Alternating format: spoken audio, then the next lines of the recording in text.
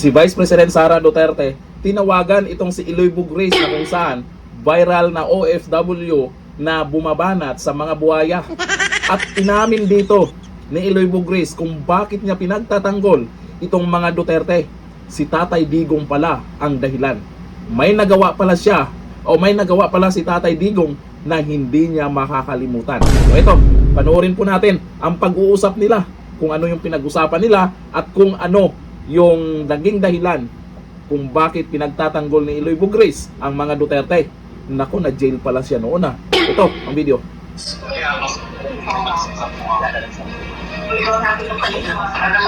Yes, everybody, how are you?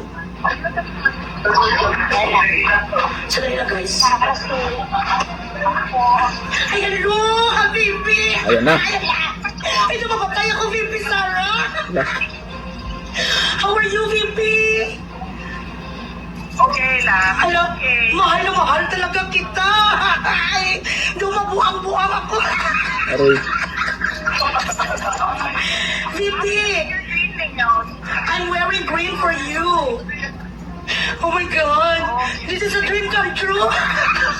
Na ano, maganda yung kuko kasi wala talaga ako kuko. Ay, talaga, Bibi, may fake naman ako ko. Kaso hindi ako marunong magano.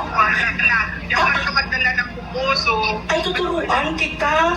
Bibi, nanginginig ako para ako ma-hyperventilate. Na-hyperventilate ako, oh my God. VP, I am yours 101%. From this day on until the election, I will never leave your side. That's a promise. thank you. Thank you, Yes, ma'am. I believe in you. Ako ay Malaysia. Malaysia, Bisaya, no? I can understand, Bisaya. Dream come true yung first time with Attorney Torion. I really told him, Attorney, please do not forget me when you get the chance to see the Vice President. Because I've always been her fan since you were a mayor. Talagang, oh my God, I am very astonished sa iyong strength as a woman. So when I got that video, grabe dumabuang ko, Diyos ko, Lord, Ginoo ko. So ma'am, steady ka lang dyan, ma'am.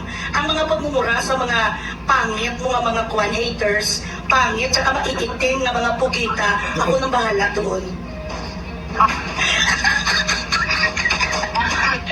Thank you so much, ma'am, for your time, ha?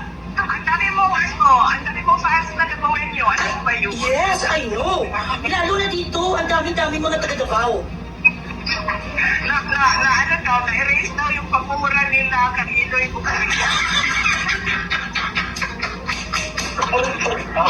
Oh my God. Oo, ma'am, napalitan talaga. Nagsikat na nga yung yung Biladsing Eloy. Pati yung mga taga-Manila, Biladsing Eloy, ganun ang kanilang pagmumura. Oo, wala na. Pagmumura na Bisaya at Tagalog. Oo, ma'am, ganun talaga aking trademark. And I'm using this voice to defend the Duterte solid. Yan po ang aking talagang purpose in life. I'm happy doing this with all my heart. Thank you, ma'am. Thank you for your continued support. Of course. Confidence. Thank you so much, ma'am. Ay, marami. Hindi ko ako for you. Hanggang up to my last breath.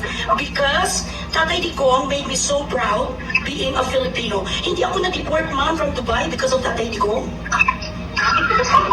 Oo. Kaya pala. Na-jail ako dito, pero hindi ako na-deport. Dahil kay Tatay Digong. Oh, Yeah. ano kita natin again? Ay, di behave na born again ako, ma'am. Born again ako, VP.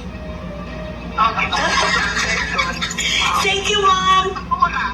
Mamamura ko pa rin. Because, entertains everyone. Yes, of course, ma'am. Continue yun. O, continue talaga yun. May dahilan kung bakit pinagtatanggol niya ang mga Duterte dahil sa nagawang serbisyo ni Tatay Digong, lalo na sa mga OFW. Hindi kagaya ng iba dyan.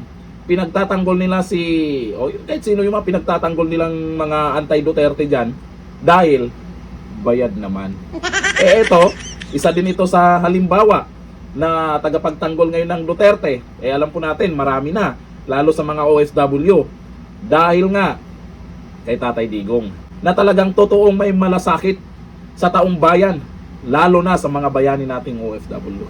Iba talaga pag may nagawa kang mabuti sa kapwa, no? Hindi ka makakalimutan. ipagtatanggol ka hanggang huli.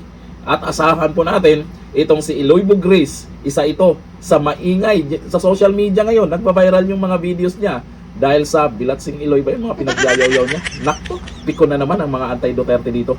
Hanggang dito lang, thank you. Bye.